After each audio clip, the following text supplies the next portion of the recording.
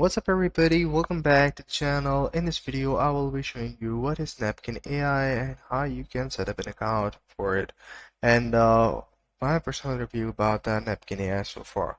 So first thing first, we need to know about what is Napkin AI. Napkin AI is an innovative tool that helps users turn text into the visual content like flowchart, diagram, or other visual aids.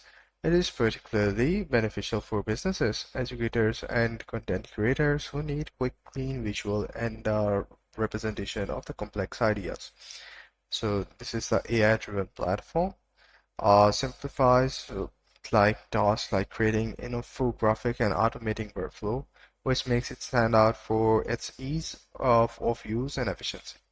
So I'm just going to highlight some key features so you guys can understand what it actually does. So its key features are including seamless integration with popular tools like Google Workspace and Slack, real-time collaboration and AI-powered insight that help you extract key ideas from notes. User can quickly input text and have it transformed into professional visuals for minimal effort. It's also highly customizable, offering different themes and layouts. So let's go to the Get Napkin Free button and see that if we can make and set up an account.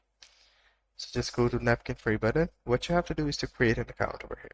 You can sign in up with your Google as well. So once you do it, you will be redirected to this page. Select your email address, and once you have done that, your account will be created in no time. So just go with the continue option.